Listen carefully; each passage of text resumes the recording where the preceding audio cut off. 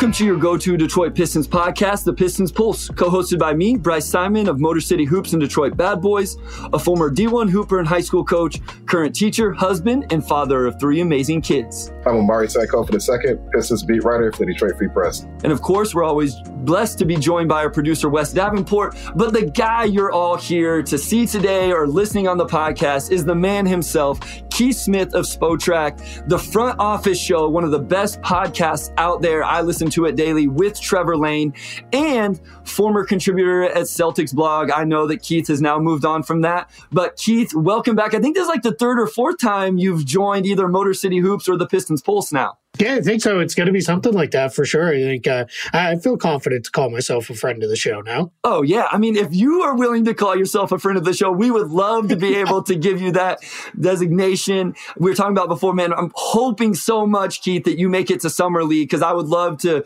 meet you in person and watch a game for a little bit, whatever. I know Omari and I have talked about that as well. So we got a lot to get to. And so we're going to get right into this. The first thing I want to ask about, Keith, the Pistons laid out the red carpet for Monty Williams, more so laid out a bunch of money for Monty Williams. I've heard your take on this from your podcast, but can you give our listeners, our followers, kind of some insight into what your initial reaction was? My initial reaction was obviously shock, right?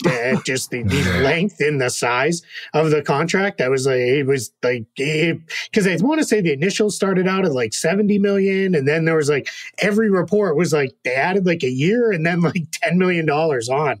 And it was finally in the end, it's holy cow. But, if you're the Pistons and you felt that confident that Monty Williams was your guy, good for them for going to get him, right? There's no salary cap on coach hires. There's nothing that's going to block you from going and paying a ton of money to a coach. So if I was a Pistons fan, I would feel very happy and confident in my ownership group that they said, green light, go get him. That's the guy. Even if we got to pay, $13 million a year or whatever it ends up working out to be. So I think that part of it's really good. Now, on the court, he's a good coach, right? I think a really good coach. I think he did a nice job with some weird Pelicans teams back in the day. And then I think he did a really good job with that Suns team as they kind of built into prominence very, very quickly there around, obviously there was the Chris Paul trade helped quite a bit in that first jump up, but then getting Kevin Durant and, even last year, I know they fell short and they fell out of the playoffs, but, that I think was a lot to do with injuries and a lack of depth and other things. So, yeah, I think this is a really good hire. And I think last thing I'll say on it is really interesting with the length of the deal, because that signals there's probably some patience here, right? That it doesn't have to be a, playoff team contender within, 2-3 years. And, those things that so often kind of, turn these coaching hires sideways, where if they don't have immediate success, it goes the other way. I think it was really cool that they went the full length of the deal to give this time to say, hey, if it takes a couple of years to build this up, that's fine, and then we'll move forward from there. Keith, that was going to be my next question, just how unique this deal is, not just from a money standpoint, but from a length standpoint. And I think we all agree Monty's a great coach. Obviously, 2022 Coach of the Year. We saw what he did in Phoenix and Detroit, to the similar position that Phoenix was in 4 years ago, which I think is a big reason why Pistons ownership felt so strongly about it. Just what do you think about the Pistons kind of zagging here when we've seen just the coaching turnover this summer, and it seems like every 2 or 3 years we get a summer where it's just a complete, bloodbath for coaches. But they had Stan Van Gundy for 4 years. They had Dwayne for 5, and now they've committed to Monty for a minimum of 6, and up to 8. I guess kind of what do you make of this strategy? And there's always debate about how much coaches can impact the end result. Just what do you think this means for the Pistons long term to have somebody like Monty in town for as long as they've committed to him? Yeah, I think in general, NBA teams use the coach spot because, again, there is no salary cap related. There's no dead money that harms your roster building or anything like that, as that becomes almost the scapegoat. It's the old saying, right? It's easier to fire the coach than it is to fire all the players, right? So you just fire the coach and move along. And I think NBA teams have gotten less and less patient over the years. I think it's turned into most coach contracts are 4 years in length with maybe an option for a 5th year. And if you're not a playoff team by year the end of year two, they're already kind of, all right, what's going on here? And if you're not a contender or really stepping forward by year 3 and 4, they're going to make a change. It's that's just kind of the way these things go now. So I think what happens in this case is, like I was saying, this is a lot of patience now. You've basically said, hey, we got 6 years to sort of figure things out, and if it takes 2 years to start really moving in the direction we want, that's okay, because we still have 4 more years on the back end after this to really build it out from there. So, super unique. The last 6-year coaching deal I can remember was Brad Stevens when the Celtics hired him from Butler. And that was part of that was Stevens said, hey, if I'm leaving this college program that I built up, I need security, right? I'm not going to come in to what was supposed to look like it was going to be a multi-year rebuild. And they ended up rebuilding much quicker than that. But it was like, I'm not coming to just come and get fired in 2-3 years because you lose patience with the process. So I think this is a definitely a unique deal. And, we'll see how it all plays out. But, this is, I would feel very happy and excited if I was a Pistons fan about getting this hired, not just because he's a good coach,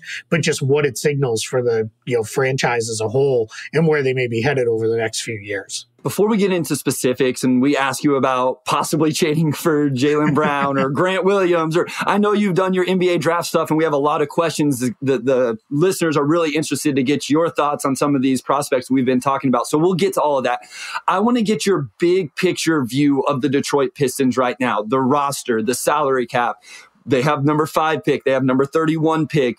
They have some vets. They have some young guys. Just where do you see this team? Where's the salary cap? How could the new CBA maybe impact anything? Maybe it doesn't impact them with where they're at. Just can you give us the airplane view of the organization in your eyes? Despite the fact that it was such a rough season last year, and I know it was just felt like it was loss after loss after loss, and I guess it kind of was, right? But I think they're in better shape than it maybe feels sometimes. And I think that's easy for me to say. I'm not as close to it, right? So those losses don't impact me the way they do a Pistons fan. But I think it is, when I look at the roster as a whole, there's pretty cool roster flexibility, both in terms of contracts and just positions, like the way they play. And a big key to that is Cade Cunningham. I think Cade Cunningham is a guy, I feel, depending on how they build out this roster moving forward, he can play the 1, 2, or 3, right? If you put a bunch of size and shooting around him, he can be your 1, and he can be the guy who's getting you all set up and running everything. If you go with a guard in the way you build out the roster, you slide him up a position or 2, and he can play as kind of a playmaking wing, and I think that's fine too. So I think you're in a really good place because of his versatility in the way the roster can be built out. I think also we're in a spot with Detroit where I like a lot of their players, and it's kind of funny because I have to be very careful to not get so into, man, I like all the pieces, but the sum is not there, right? It doesn't add up the way it should. But I think keeping Bogdanovich and Burks was a sign to me that they didn't trade those guys at the trade deadline of, hey, we want to be better next year, right? We want to be more competitive. We want to try to, I'm not saying go all in on making the playoffs or anything like that, but we just want to be a better team, right? I kind of view them as we want to be what the Orlando Magic were this year. Let's play meaningful basketball in March, in maybe even the very beginning part of April. I think that would really be, a good place to be, is a good step forward. Even if you don't make the playoffs, at least you were competitive all the way through. And I think keeping guys like Bogdanovich and Burks, at least for now, that's fine. And those guys, super tradable contracts, they can be moved on at any point. The big collection is, I lovingly refer to it as throw them all in the steel cage and let them battle it out and figure it out, right? There's 4 bigs there that I think, most people kind of like to varying degrees. And it's, let's see what it looks like. And I think that's fine, for where they are. It's, let that all kind of play itself out. It's, and then obviously salary cap wise, tons of flexibility with the cap. They've got, cap space this summer if they want it. I think they probably will go that direction. So that can be used, obviously to sign guys, or as they've done over the years, eat contracts or just be a partner in trade and those sorts of things. So those are, that's just having that kind of balance, I guess, is really good for the team. And then they're not facing any super crucial extension deadlines just yet. We're a year out on those things starting to hit, and we'll can probably get into that later as we go. With that, the CBA, I don't think changes a whole lot for the Pistons right now. It's nice that the room exception was bumped up, right? So if they go the cap space route, that is another chunk of spending power that they'll have, and to add to the roster with as they go along. And that could be one too, where that instead of that being $5 million, being about $7.5 million or so, slightly more, that gives you the ability to maybe pick off a value signing that somebody who's kind of just sitting there, tier 3 or 4 free agent, but you can get into it. So I think they're in a really good place. Obviously, the lottery was a huge bummer, right? That you fell as far as you could fall. That part of it stinks, but I do think that they're in a interesting spot. In the draft, they're going to have a lot of options there. They in a spot where, I wouldn't be surprised if maybe that's not a spot where teams are looking to trade up to and those sorts of things. So just all around, I get it, right? 17-win team. It's hard to be super duper excited, but I think they're in a much better place than I think people would look at on its face. And kind of leaping off of that, and you alluded to it earlier as well, just to be in this position of flexibility. And, they're in year 3 of a rebuild. Last season, I don't think anybody expected 17 wins after winning, I think, 23 and 22 the 2 years before. So, maybe there's some antsiness from the fan base, and maybe the front office, too, is thinking, do we need to, make a bigger swing to be competitive next summer? But just from a flexibility, being able to, I guess, pick your own journey sense. How good is it to be in that spot, especially in a year like this where maybe free agency is not quite, giving you what you need to make that leap? It's funny, right? They're not in the position cap space wise. They have a good chunk of cap space, but it's not like years past where I think maybe even last year we talked or the year before. I know Bryce and I have talked it where it's like, they could go get 2 max free agents and those kind of things. They're not really sitting in that kind of spot right now. I think I project them to have right around 30 million in space. So that's not, you're not getting a James Harden or Kyrie Irving in that spot. Not saying that's the direction they should go or would go anyway, but that's not the worst thing in the world, because that's kind of it for probably max free agents in this class. Everybody else is, a tier or 2 down from those 2 guys. So I think what you're looking at here now, if you're the Pistons, is let's get into a place where we can, go get a couple guys, right, to kind of flesh out our rotation.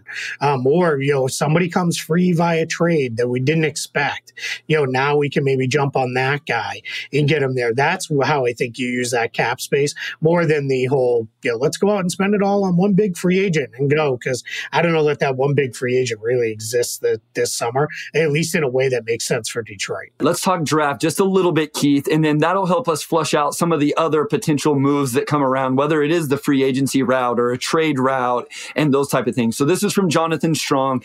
And I'm not going to ask you to actually rank them, Keith, but he asked, can you rank Miller, Amin, Jarris, Camisar, Hendricks? You don't have to rank them, but just based off what you've done, Keith, where are you at with the Pistons at number 5? Let's assume the big 3 are off the board in Miller, Scoot, and Wemby. Who do you think really fits into this roster? And then we can build from there with what may happen the rest of the season. Yeah, and I think that's a good list of guys there, obviously, right? Being realistic and who could be there. I don't think Miller will be there, but I do have Miller as the top guy of that group, but I'm very high on Cam Whitmore. I think he's going to be very, very good. I like that he plays with force, I guess is the best way to put that. He gets where he wants to be on the floor. He's not a super duper athlete, but he's a good enough athlete that I don't, think it's going to be, anything that's going to hamper him. But he's just a smart player who knows what he wants to do. I think the shot will continue to improve and get better as he goes. So I really like him. The Thompson twins are it's so hard to evaluate them, right? Because it's, it's like this is as close to a throwback to kids coming out of high school as we've had in years, because they're just, some of the tape is like, I don't even know what I'm watching here, right? Because they're like 4 steps and they're to the rim because they're playing against dudes who looked like me in high school. Yeah. Better than me, obviously. I was not very good. But they, so that's a little tricky. Drace, I think, is going to be a good player too. I think he's the kind of guy I think you plug in the rotation on day one and you feel pretty good about him doing a lot of different stuff. And then Hendricks is interesting. I've seen him play a lot because I live in Orlando. So I've seen him play a lot at UCF. You just got to have patience. You're not going to get him day one, kind of stepping right in and doing a lot of stuff because I think he may think he can, which is a little scary. But he needs work defensively. He gets a little bit lost off the ball. He doesn't, I think it's just going to take him a little while to catch up there. And then offensively, it's going to be playing in a system that's not totally tailored to him, no pun intended, with that. But it's, let's see, how he does in that kind of situation where it's not, just him kind of, all right, I got the ball and I'm going to make every decision and take every shot if I want to. It's going to have to be, how do I fit in that spot? But, and I want to go back just real quick on the Thompson twins. I think they're both going to be pretty good. I just think that neither one of them can shoot, and that part's really worrisome for me. I am more than ever convinced if you can't shoot in the NBA, you better be super special at the other things you do. And it's going to be really hard if you're a winger or a guard that can't shoot because there's no just go stand near the rim and throw it up to them, right? Plays like those don't necessarily exist. So, I think they're going to be good players. I just think, again, patience is going to take a little bit. And the one other concern I have with them is, unlike it feels like they're kids coming right out of high school, but these guys are already in their 20s. Like that part's a little like that's, I don't know how much more physical, improvement they're obviously going to fill out and, build up their muscle mass, but I don't know that you're going to, bank on some of the physical improvement you see sometimes from these guys who are, 18, 19 years old coming in. Keith, this is a Cam Whitmore friendly pod, so it's good to get you on the Cam Whitmore train. Love him, man. I love him. He just can play. Like I know that sounds like stupid buzzwords, but like it's so true. Like he just knows what he's doing out there. I think a lot of people get into the debate, especially when you're a team like the Pistons, who are kind of seemingly at a crossroads, right? Like, are we going to go for it next season or continue to kind of slow roll this? I think Cam's seen as a lot of people as like the upside swing, and I think Omari and Thompson gets some of that as well. I guess when it comes down to your draft philosophy, especially for the Pistons at 5 and, essentially a 3-person draft, really a 1-person draft from their perspective, but 3, I guess where do you kind of fall on that? Maybe taking a guy like Cam who's younger and has some works to work out. His playmaking obviously is an improvement area versus a guy maybe like a Jarris or a Taylor Hendricks where you can look at him and clearly see maybe a pretty high floor as a role player, but maybe some question marks as far as if they can get to that next year. If I was running the Pistons, I would say everything I'm doing right now is, can they play with Cade Cunningham and Jaden Ivey? Yeah. And if they can, then that's good, right? If I have question of, all right, player X can really fit with them, and player Y, I'm not so sure that's a great fit, and everything else is the same, I'm going with the guy I think can fit. I tend to be take the best player available, unless you're like at the end of the first round and it's like, man, what we really need is a guy who can really fill up the shot sheet and knock down shots. Then that's fine. Go draft your designated shooter. That's fine. But when you're picking in the top 20, I'm a big best player available guy because just NBA rosters, this is not, you're not building a 10-year roster here, right? So drafting for fit always seems a little silly when it's, a guy could be off the roster by the time the next draft rolls around. So I'm big on take the best player available. But with that in mind, I want to make sure, can they play alongside those two guys? Because those are my two building blocks, right? Moving forward. And that's not to knock like Jalen Duren or any of those guys, because I think, he can be a part of that right now. I'm just not I'm not, if there was there isn't, but if there was like another knockdown, like perfect center spot there, nobody screams on the Pistons like that's the guy that I would not draft another center. Now, I know people are probably like, what are you talking about? And it's not even in the mix, right? Because it's not even a thing. There's not a guy in that range for them that would make sense.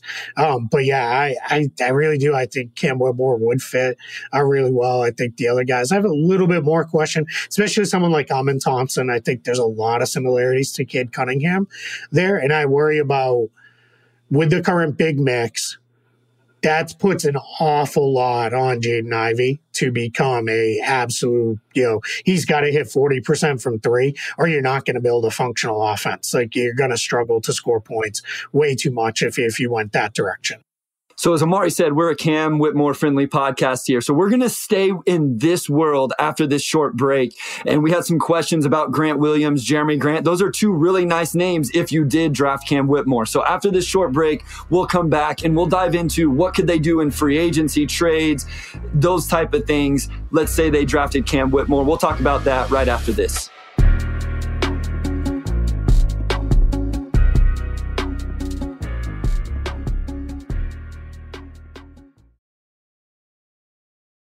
All right, Keith, we're back with segment 2.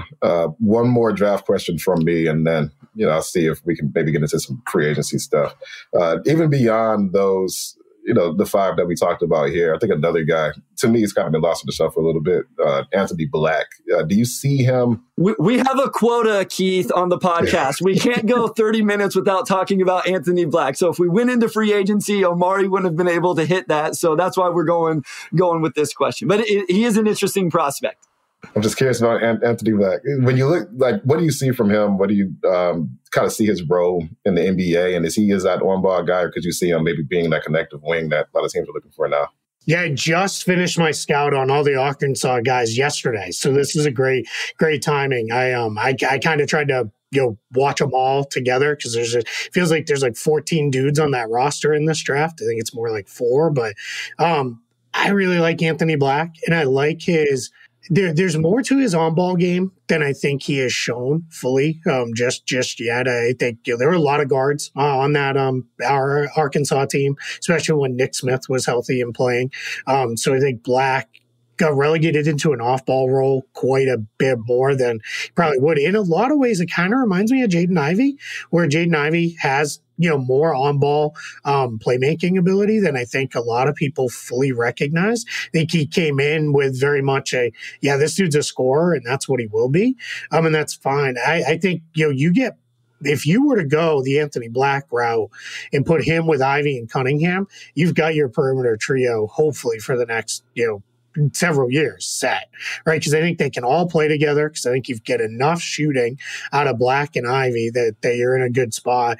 Definitely, you got playmaking in spades there, right? That's tons of, guys that you can just, they're making all sorts of plays out of that group of 3. So I really like him quite a bit. And I'll throw you one other name too, just because he's another guy who I think it's probably a little too high at 5, but if they were to do a trade back situation and pick up additional picks, Jalen Hood-Schifino, I think, is pretty good too. I like his, again, I like that ability to throw him in there.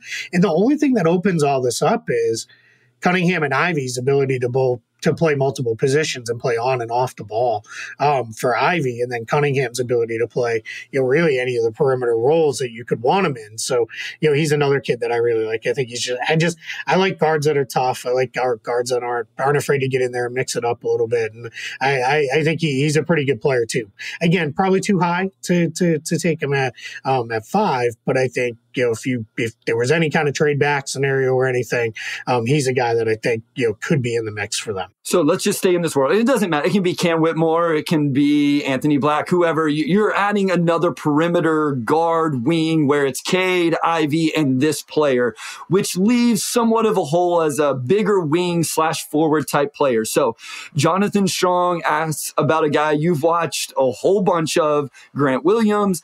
And then Nick asks about Jeremy Grant in Portland. That's a name that's obviously very familiar with Pistons fans. I know that's a 2-part question, Keith, and I go ahead and you can start with this, whichever one you want, but if you don't mind answering kind of both. I know there's different context around both of those players, but interesting guys to add to this roster in some way. I think we've seen Jeremy Grant, what he can do. Now, what I'd be interested to see is Jeremy Grant back with Detroit this time. It's not like he's been gone forever, but it was, 1 season. But if he came back, I think this is a different Pistons team, right? Where it's going to be, hey, you need to seed some of the on-ball reps, right? It can't be, Jeremy Grant has the ball every possession and is making all sorts of plays in that. But I think that's honestly fine, because I think what we saw with Jeremy Grant in Portland was a return of his efficiency, came back up because it wasn't so many off the dribble contested jumpers that he was having to create late in the clock. It was, all right, Dame, Simons, those guys created it for me, and I'm knocking down open ones. And that's good, right? I think he's a very moldable, adaptable player, right? He can kind of fit into whatever you need him to kind of morph into. He can play both the 3 and the 4. I guess for me, I've kind of been there, done that, right? I don't think that's the direction I would go in. I also don't think Portland's either going to hit a hard reset this year. If for some reason there was ever, them and Dame came to an agreement of let's go, or they're going to be looking to keep guys like Jeremy Grant on the roster around Dame to kind of flesh it out. And then it's going to be the kids and the draft pick that get traded for other things. So that one, to me, I don't think there's going to be anything there because I think he probably just stays with Portland or moves on to another option. Grant Williams is interesting because I guess my question would be is what do you see him as if you're the Pistons? Do you see him as a big wing or do you see him as a big and a smaller big? I tend to think he's more the latter. I think he's like a smallish big. I think his best position is the 4. I think he can play small ball 5 against certain centers, where it's not going to be, beating him up there too much. And especially if you have rebounding on the floor next to him, that's big. His ability to space the floor, especially if he's playing at the 4 or the 5 is huge. When you start messing around with him at the 3, you lose a lot of the things that make him a good player. The switchability doesn't matter as much there, right? Because it's now you're just kind of doing your thing. The ability to bang bodies isn't as big out on the perimeter. That's where he's really good. He's really good at being that kind of annoying defender where he gets up in underneath guys like Joel Embiid and Nikola Jokic. And, he's had a lot of success against those guys, which sounds weird because he's like 6'6", 6'7", but that's what he does really well. And then obviously if he's playing at the 3, the shooting just, it's still great to have, but it's not quite as important, right? Because you're playing a different spot. So I guess then I look at it as, all right, well, sure, Grant could definitely make sense. They could use a little bit more shooting. He's a pretty good playmaker too. He's a really smart passer, pretty good screener. But then what does that mean for the other collection of guys on the roster, right? Are we moving on from, a couple of those bigs? Because if we're moving on, then Grant Williams makes a lot more sense. But if we're not, if we're going to kind of throw those 4 bigs into the mix and say, battle it out, fight it out, the last thing I want to do is throw a 5th big into that mix and say, hey, let's muddy this even more, especially when I think there's a good chance some of their better lineups this year, as currently constructed, are probably going to feature Bogdanovich playing like a small ball 4. So then that becomes, all right, where are we going with this? So that almost becomes it's a nice player, but then what is the fit? What is the role here? And I'm just not sure it makes sense for the Pistons. We got a question about Cameron Johnson. He's another player sort of in that big wing /forward, range that the Pistons are likely going to be looking at this summer. When you look at Cam Johnson, and especially being a restricted free agent, in this market, where would you, maybe peg his salary range? And do you see him being a natural fit with the Pistons? His spot, because he's restricted, if like Detroit or any of the cap space teams are going to try to go get him, I think you're talking probably close to $25 million a year you're going to have to offer because you just have to overpay restricted free agents. That's the only way to get them. Now, I do think there might be a couple of these cap space teams that are like, hey, Sean Marks, remember that couple year period where you messed with everybody and gave these big offers to restricted free agents and forced teams to match deals and all this stuff? Guess what? The Roosters come home here. We're going to do our thing now. We're going to go after you. So I do think there's a chance because Cam Johnson, again, guy kind of play 2, 3, or 4, depending on what the rest of your lineup looks like. And what it is, he's a knockdown shooter. I thought he showed more in the last year off the dribble ability than he had in previous years. And I think that was both an expansion of his role before he got hurt with the Suns and then just letting him do more once he got to the Nets. So it was really kind of him and Mikal Bridges, and then old friend Spencer Dinwiddie of hey, you guys got to kind of create everything here. We don't have a whole lot left. So I think that became he really kind of shined there. So that's the challenge though is you're going to have to make the offer so big that the Nets blink. And I don't know that's it. That's all of your cap space. If you're Detroit, right? It would all go to Cam Johnson. I don't think it's the worst idea in the world because I think he can play. I think he can really fit in, well with the rest of the roster. I don't know that I want to spend all my cap space in one place like that. While we're talking about cap space, this is from Doug McMiniman. What is your opinion about spending on free agents versus facilitating trades for future assets? This is one thing I really wanted to get in with you today, Keith, because you brought it up, 2 years ago. You always use JJ Redick as the example with the Sixers. The 1 year, you can't overpay for a 1 year guy. So if you're Detroit, and again, we can live in whatever world we want, they need some sort of version of upgrades on the wing/forward. Would you do that with a player out there, overpay for 1 year? Or is it the 76ers are trying to reset and maybe you could take on the Tobias Harris contract? If Harden, are there some names out there? Is there something out there? And is it better to do it via free agency or take on in a trade? Yeah, that's an interesting way to frame that question. I think the 1 year paying for a free agent, I think they're too far away from that. I think if they were a little bit closer, if they had been we're right in the play-in mix right to the end of the year and we just didn't get there, then I think you're a lot closer to doing the 1 year, big contract. My team for that this summer is the Thunder.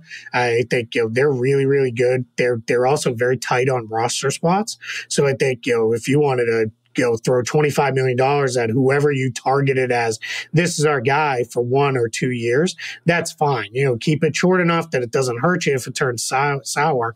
But for the most part, you're good. I think Detroit's a little too far away from that. I think the idea of eating a big contract for, in exchange of, kind of doing it because you're like Tobias Harris, you used him as an example there. He's only got 1 year left, so you're probably going to get a minor draft asset out of that. And Philly's a little tied up with what they can trade draft pick wise, but you're probably not getting anything super great out of that where you feel like, man, that's it. We're great now. We got this. They're certainly not going to trade one of their good young players, I don't think. So that turns into, what are we doing with this kind of player, right? Because if you look at the roster right now, where does he fit, right? Because again, his probably best position at this point in his career is the 4. All right, so now we're taking another one of the 4s out of the mix. Not that he's not better than those guys, but what is that doing for us in exchange for the asset costs? I think I would rather try to do something. I think I saw maybe in the chat, maybe I misread it, but I thought somebody said something along the lines of could you trade Bogdanovich and the pick to go get something? Well, you could do that. That to me though, the something better be more than a 1 or 2 year contribution, right? If I'm trading the 5th pick. Yeah, there it is, the Shaedon Sharpe one. That makes more sense to me as a kind of move I would make because I think Shaedon Sharpe, you could throw him on the roster, contribute for years to come, and that would be a way to go. I don't know that I would do the let's throw a let's do anything with the pick or any one of the player salaries to eat a bigger salary to come in. That's certainly not a direction I would go. I would need paid more than what these teams are probably going to pay, unless you get into a spot where it's a team that's like, man, we got to get out of this super tax, right? We cannot be sitting there. And that's where I think, do you have a conversation with the Warriors about Jordan Poole, and say, hey, long-term deal. And I know people are kind of down on Jordan Poole right now, but I think Jordan Poole's biggest issue is I think he needs to start. I think we found out this year with the Warriors, Jordan Poole coming off the bench, he's just not good. And I think we've become, how do I say this? I think in the NBA, we've gotten to a place where coming off the bench is not as valued a skill as it maybe should be. Jamal Crawford and Lou Williams made, super long careers out of coming off the bench and being awesome at doing it because you got to be able to come off the bench, hit the floor, and make an impact right away, when you get out there. And I think Jordan Poole's the kind of guy needs to feel his way into the game a little bit, needs to, see what it's like, get his touches right away and get going. So, that could be a move you could make. You could maybe pick off from the Clippers if they wanted to get involved with them, 2 rotation players, and say like, hey, all right, our goal now is we want to make a push forward and really be in the play-in mix and maybe beyond if you're better, then go get a couple guys who can fill rotation spots and help them bring their tax bill down. You could even look at Boston and say, hey, if you're looking to shed Malcolm Brogdon's contract, could there be something there? Those are the kind of teams I'd target versus the kind of more traditional, we're going to eat your bad salary type of situations. Keith, how do you see this trade market heating up? You have a lot of teams, obviously, that fell short of expectations. And, to me, it seems like whenever you have an offseason where a lot of coaches lose their jobs, a lot of trades usually follow. It seems like there was a correlation there. Do you think the Pistons could end up being one of those ideal teams that just say, hey, let's maybe just operate as a landing spot? Do you think that the market's trending that way, maybe more toward like a blockbuster trades per se? Yeah, I do. I think there's a couple factors. One, you mentioned, right? Teams that fell short, for sure. Then I think the other piece is you get into a spot where it is the free agent class is super weak. So you're not getting your major push forward from free agency for a lot of these teams. And a lot of these teams are not even in a position to do that anyway. And some of them are not in positions to do sign-in trades because that would trigger the hard cap and make everything else harder on them. So I think you've got that part of it there where the way forward then is to make trades, right? That's going to be the way. And then you have these teams that are dancing around that I call it's the second tax apron. I call it the super tax because I think it just makes a lot more sense to call it that way. I think you're going to look at those teams as, I love Derek's question here, New Orleans, Brooklyn, Atlanta, Minnesota, definitely teams like that. Golden State, Clippers, Boston, Milwaukee, maybe even Phoenix potentially. Probably not as much Phoenix just because their money's more tied up in their main guys. But all those teams that are super expensive, look at any one of them, and you may see, hey, we can poach, right? This is a chance to go get a really good, talented player for less than what they're probably worth in trade, and let's go get them as they look to rebalance their cap sheets, because it's going to have to be a thing, for these teams. This is kind of the grace period year for those teams, so they're given 1 year to kind of get your books in order and then go. So I think this is going to be a very, very active trade market with more big names moved in deals that aren't necessarily like the blockbuster, Kevin Durant kind of trade. I think we'll see just several big names, big money players moved as everybody tries to rebalance. Because the other thing too is for those teams that have been way under the cap and lower salaried teams, that doesn't have any benefit this year because not only did they make the penalties of you got to get to the floor, but they made the penalties you won't share in the luxury tax if you don't hit a certain level as well. So the money that gets paid out to other teams, what they're basically trying to do is push everybody into the middle, right? We want you all spending roughly around the same. Spoiler alert. Opinion time. It's not going to work because you still are going to have rich ownership groups that are like, I laugh at you and I can just continue to do business the way I've done it. And I think they're going to do some weird, you're going to see some weird contracts that are going to be like, why'd that guy get paid so much? Part of it was they paid him that much to turn him into a kind of walking trade exception, where they can move them later down the line and those sorts of things. But yeah, we're in for a very, kind of interesting, off season from trade standpoint. Keith, for those that don't listen to the front office show, but should start listening after this, it is no longer the best kept secret in all basketball podcasts. Appreciate you guys that.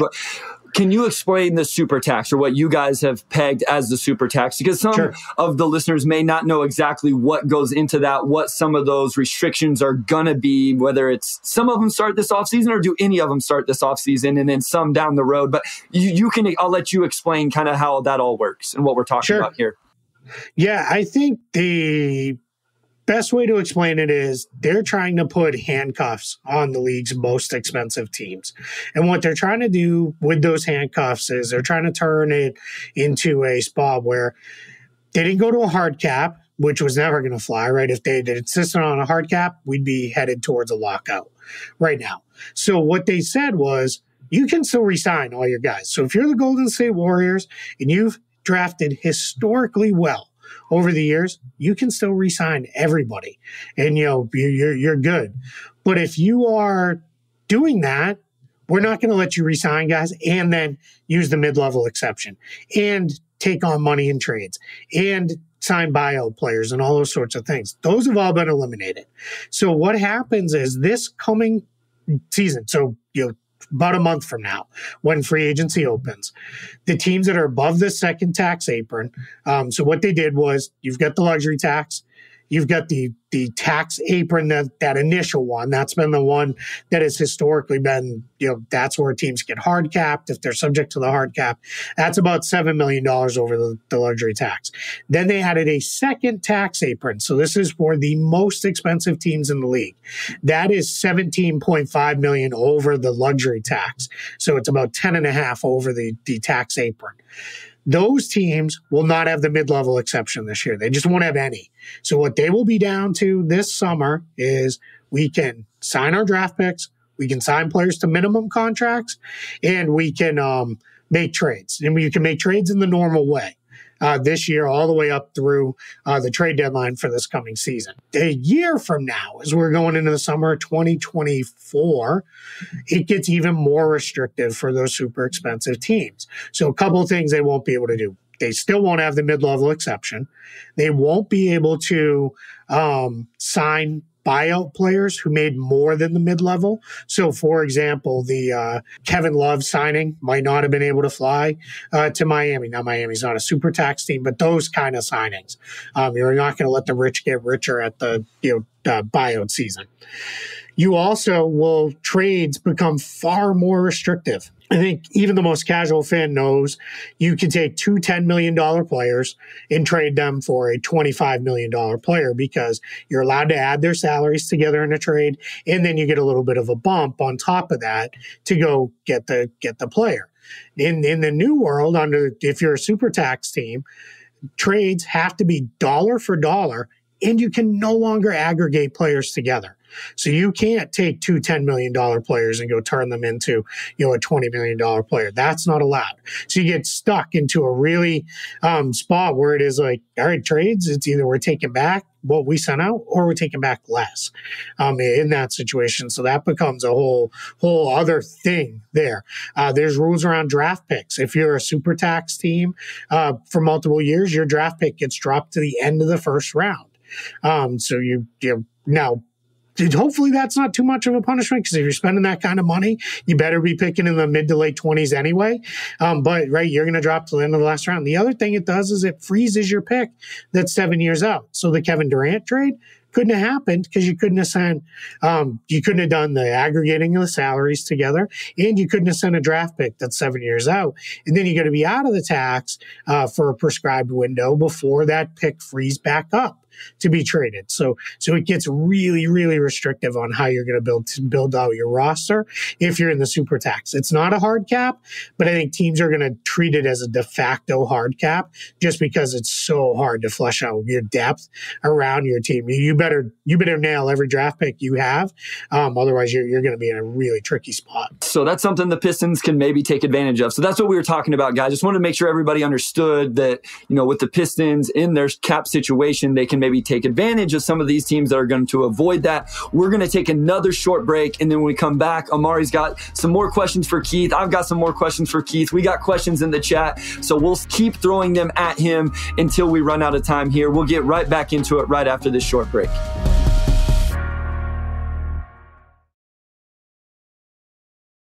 All right, Keith, we are back with segment 3.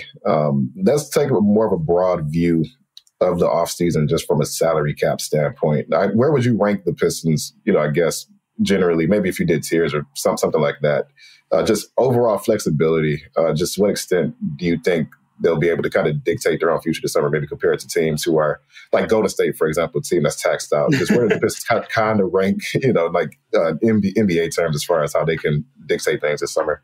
Yeah, like you went to the extreme there. Yeah. The opposite side of the coin. Yeah, right. So the Warriors are nowhere near that world. Yeah, I think the Pistons are right in that mix, right? They're going to have almost $30 million in cap space. Maybe they could get to a little bit more. We'll see. I tend to feel pretty good about the players I project them to keep and not move on from. So that puts them in the range with Indiana, Oklahoma City, Orlando. Just behind, the main cap space teams this summer, which are like Houston, Utah, San Antonio. Though those are the big money spenders, but only 7 teams that I project to have cap space this summer. We'll see. There's a couple of teams that are swing teams that could maybe join them. We could see like the Charlotte Hornets getting that mix, but I don't think they will because they're still dealing with the Miles Bridges situation as well as PJ Washington's free agency.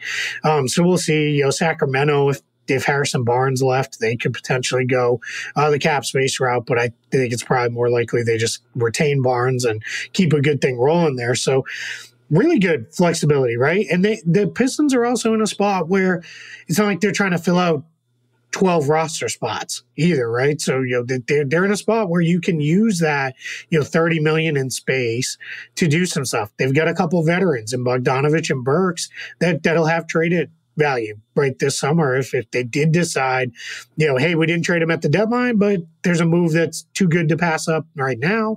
They can go. You've got some positional surplus, I think, at the big spots. That you could move on from somebody there, especially if it's like, we don't know where Isaiah Stewart is going, but we don't feel great about extending him.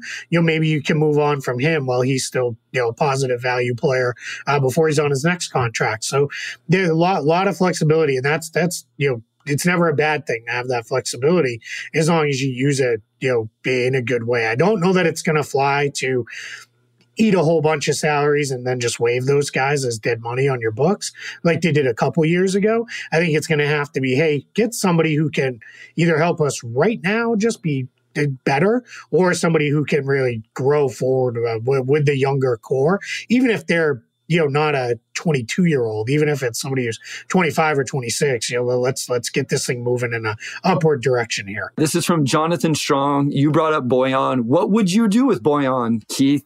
And how much does it depend on who the Pistons draft? So we talked a lot about these wing guys, right? Cam, Whitmore, those guys.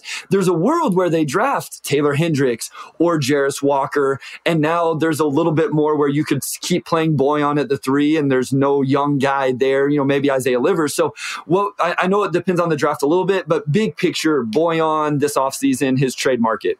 Yeah, I just hang on to him and go into the season with him, barring somebody blowing you away in an offer for him or him needing to be a part of a much bigger trade. I like that one that was suggested about, could the Shaedon Sharpe thing be a thing? If that was on the table, yeah, I'd be all over that. I wouldn't even hesitate. I'm really high on Shaedon Sharpe.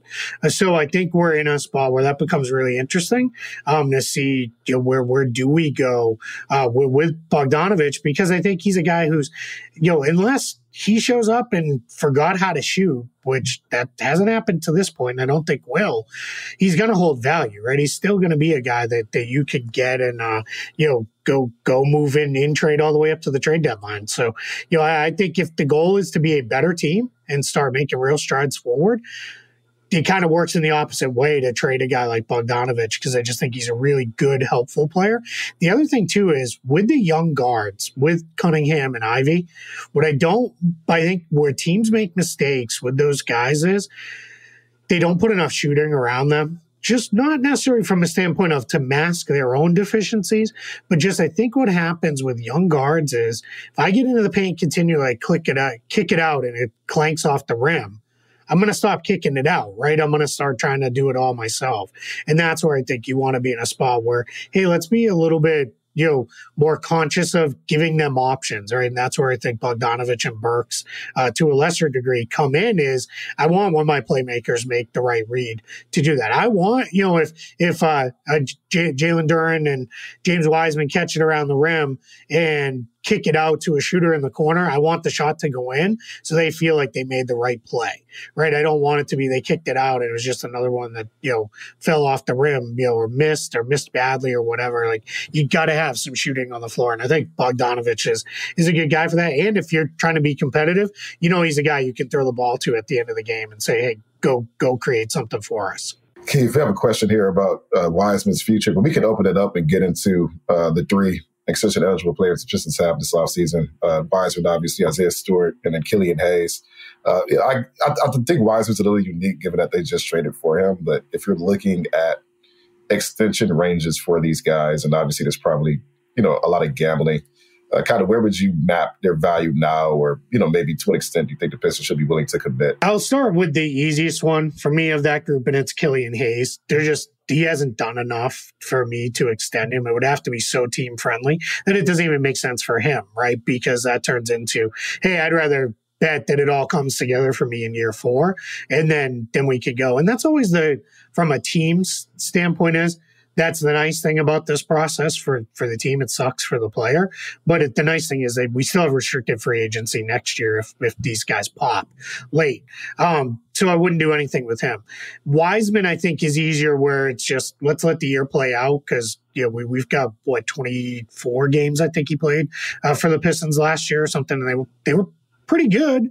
At times, his moments. I think we're seeing dude just needed to play. He needed to play without, I had a turnover and looking over at the bench. I'm wondering if I'm coming right out of the game, right?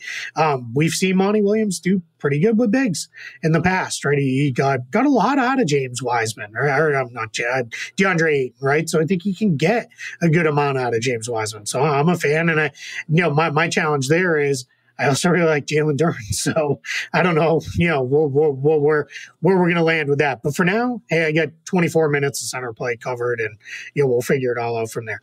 Isaiah Stewart's the tough one, man, because I feel like every good team has an Isaiah Stewart where it's just dude plays with a ton of energy and he's going to hit the boards. He's going to do a lot of stuff. He's really going to, get in there and, toss dudes around and make things happen and play super physical with that. I think whether it was him or the team, I did not like the whole, hey, let's try to shoot more threes. I thought that went too far last year for him. I mean, it got to be, almost half his shots, I think. I might have that wrong. But it was almost half his shots were 3-pointers. That's not, no, we're getting too far away from what makes him good with that. It's fine if it was like, hey, we're going to try this. And then it's like, oh, he's knocking down 37%.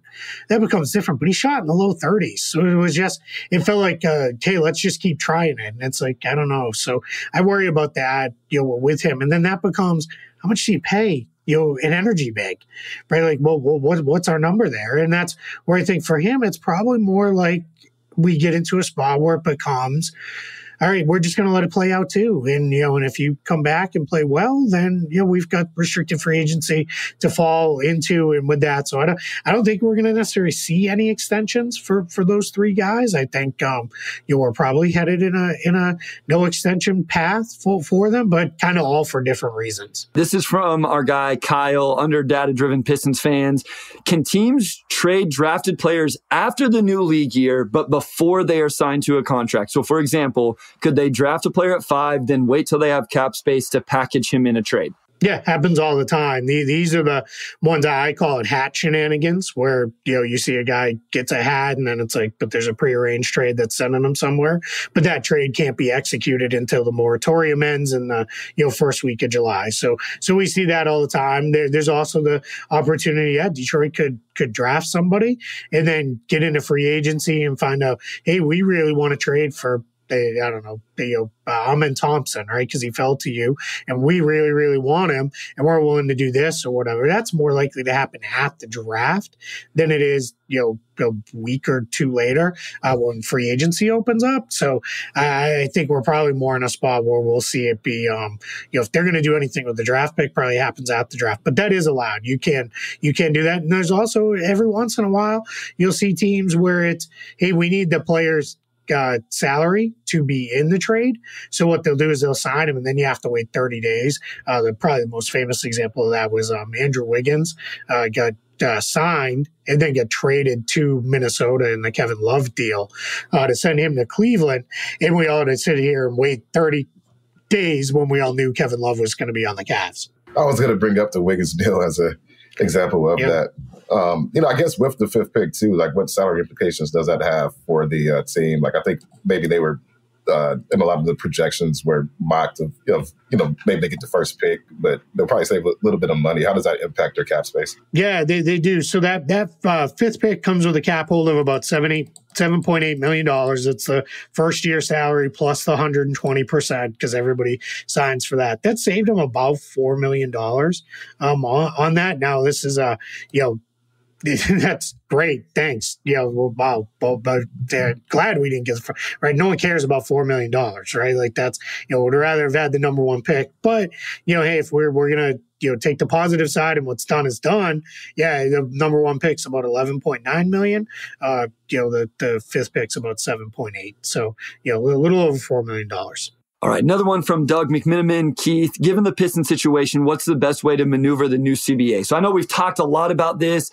You've talked a little bit about how they could take advantage of this for teams that are in that super tax. Is there anything they need to look out for, as hopefully Cade hits a ceiling and Jaden Ivey hits a ceiling, maybe Jalen Duren, what kind of things do they have to be looking to do as hopefully they get better, acquire more talent? What's in there that they got to be cognizant of? Yeah, you got to be a little bit careful this summer with that $30 million in cap space that you don't sign a contract that goes sideways on you. For example, if there was a free agent that you felt, we just got to have this guy, and he's like 32 years old. He's a little bit younger, but let's say they really, really wanted Harrison Barnes for some reason. And I'm just throwing him out there because he's like a, early 30s player. You don't want to give him a contract that is sitting at, $35-36 million in that 3rd and 4th years, because now you're into, hopefully Cade Cunningham's past the injury, blows up this year, and now you're into looking into his extension kicking in. By the time that contract would be sitting out there maybe even Jaden Ivey. That's where teams kind of sometimes get themselves in trouble, because then it's, well, we went and got the guy to help lift us now, but then we got to pay our own guys in a couple years down the line. This is the one thing, the NBA calendar moves really, really fast. Like, it seems absolutely insane to me that we're talking about Cade Cunningham has 1 more year left, and then it's extension eligible. And some of that's because of the lost year, right? Like we had that lost year. So I think it's, one of those things where we'll see, where it goes. But yeah, I think it's, they're fine right now. I wouldn't be worried much about the CBA other than just kind of keeping a general eye on that. But I don't think they're going to be in that position to drop $30 million on one free agent anyway. There's nobody who really makes sense to do that with it. If they do, I'm happy to come back and let you know, whether I thought they were right or wrong to do so on a 4-year major money contract, but I don't think that's where that's going to go. Keith, we got one more for you. We know who you would pick at 5. You mentioned Cam Whitmore. If you want to pivot off of that, perfectly cool. But if you were, let's say you were the Pistons GM this summer, you have this cap space, the 5th overall pick. Kind of what path would you pick, and what would you do in free agency and with that 5th overall pick? Yeah, first thing I do is I call the Magic and find out if there's a player they super love at 5. Like, can I steal 11 from them, right, to move up 1 spot? Unfortunately, this is not the Magic that Sam Hinkie pulled that on him, a few years ago when it was, okay, they really want Elfrid Payton, so I'm going to draft him and then force them to draft my guy and give me an additional 1st rounder. But I would just see, right, because they have the 2 draft picks, at least it's worth a phone call. So what I would do is, right, you're sitting on that $30 million in space, I would see if I could, one of these super tax teams has a player that's, maybe they're going to move on from, just to free things up a little bit. That can either be one player that really fits well and can plug a real need for me. I know people don't love Jordan Poole and don't love the contract, but I think he'd make a lot of sense for this team. Just they need somebody who can put the ball in the basket consistently, and I think he can do that. I think we've seen him do that at a very high level and do it efficiently in the past, and that's even when he didn't have Steph. there, because we tend to poo-poo the things the Warriors do with, well, they have staff. And some of that's true, but some of those guys are pretty good, independent as well. So I would look at that, or if Boston was like, hey, what do you think about Malcolm Brogdon? Like, that's only got 2 years left on that contract. It could really help you, this year moving forward. Those would be the kind of things I'd be looking at with my cap space, because there's no free agents that necessarily jump out to me as like, yep, that's the guy, you got to go get him. Or there's not even like 2 or 3 where I'm like, split that $30 million up between 3 guys. There will be, right? There'll be players that's like, hey, that guy's kind of still sitting out there. Playing in restricted free agency, if you wanted to throw a $100 million offer sheet at Austin Reeves, who I think could really fit well, do it and force the Lakers to match it. I think they will. I think the Lakers will match it, so you need to be ready with plan B on that one. If plan B was Cam Johnson, go nuts with that too, if that's the direction you want to go. I would like to see them maybe target get a point guard if you can, like just somebody who can ease the burden on Cade Cunningham a little bit, maybe allow you to play some different looks with him, maybe playing a little bit more as a playmaking forward than necessarily having to be the on-ball creator of all things. But hey, just be patient. I guess that's the biggest thing. Like, there's no reason to make crazy all-in moves right now. You're far enough away, but with enough promise that I don't feel like it's like I have to do something today with that. So, and you got the coach now, right? And you have the coach, you're locked into the coach for years to come, so you can afford a little bit more of a patient approach this summer. I know we said that was the last question, and you don't have to expand on this at all, Keith, but Jaylen Brown gets traded, does not get traded, gets a supermax, or gets a disrespectful offer and doesn't get offered the supermax. What plays out there? I think they're going to give him the full supermax offer. I just think that's the easiest path forward, and then it'll be let tomorrow's problems be tomorrow's problems. Like, we'll figure those out down the line. I think there's a belief, even at $50 million a year, which is where that would ultimately land out to, he's still tradable. Like we can still make a trade. It's not going to be anything that'll kill us. And from his side, anything less than the supermax, unless they can really come together on, hey, we're going to go slightly less than the max, but we're still going to give you the 5 years. But it's because we need the flexibility to do X, Y, and Z. Maybe, but he took less last time.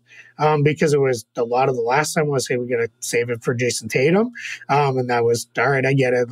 But he also wasn't an all-NBA player when he signed that one. He was, a guy coming off a year where he'd come off the bench most of the year. So I think, supermax and let tomorrow's problems be tomorrow's problems, and you'll figure it out down the line. But I think that's where it probably goes. But I've said this over and over again. If they offer him the supermax without any kind of conditions attached, right? Just here it is, everything we can give you, and he says no, then the answer has to be trade, right? Because that is one player. Kawhi Leonard turned it down, and he turned it down because he wanted to be traded. So we just need to get into a spot where it turns into, all right, let's go, we're right in the right kind of way there to move things into a spot where it is, all right, we're going to rebuild everything around Tatum. Not rebuild, retool, I guess is a better way to put it, but we're going to go in that direction.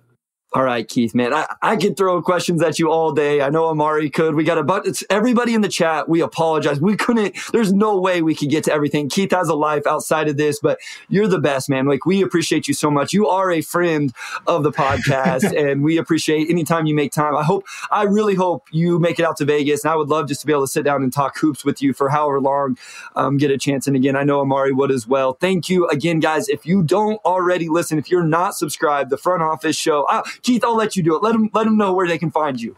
Yeah, if we didn't get to your specific Pistons questions, pop in Front Office Fridays. Every Friday, we do a live show just like this, where it's live, and we record it for the podcast version later. But pop in and ask your questions there. We don't get a lot of Pistons questions, so we'd love to see some Pistons fans show up there. It's usually around 1 Eastern. So if you're running out the clock on the work day, and schedule a conference call or something and close your office door and sit down and spend an hour with us. We have a lot of fun over there. We do full deal. Front Office Fridays also meant to be fun Friday too. So we tend to go off the rails every once in a while and have a lot of fun. But we have a really good time, Trevor Lane and I, on Front Office Show. And then the other days of the week, we're recording all the latest news and notes around the NBA. And this is kind of our time to shine. This is, heading into free agency. So we're with a ton of free agency previews coming out for teams, players, positions, all that sort of stuff. And then we do live shows throughout the course of free agency as well, where we're live. For example, just because we did it and it was crazy how many people watched it, but we broke down the Kevin Durant trade when it happened live at like 2:30 in the morning. And we had 5,000 people watching live at 2:30 in the morning, which is still, bananas. And I don't know why that happened the way it happened, but it was a lot of fun. So we do all that sort of stuff too. Everybody check out the Front Office Show. Check out Front Office Fridays. Keith Smith works harder at this than pretty much everybody. I mean, he is such an excellent resource for any, CBA matters or just NBA in general. So check out his podcast. Check out Front Office Fridays if you have any questions about the Pistons, because Pistons fans should have more of a national profile anyway, right? Go ahead and get those questions in. Keith's willing to help and support his podcast as well. Keith, it's always a pleasure having you on. Thank you so much for joining us this Sunday. We appreciate it. I appreciate it. Thanks for having me, guys. All right, now we'll go ahead and close this out. So big thanks to our executive producer, Algedet Delgado, sports editor Kirkland Crawford, of course, our audio producer, Robin Chan, and always shout out to Wes Davenport, and we'll talk to you all next week.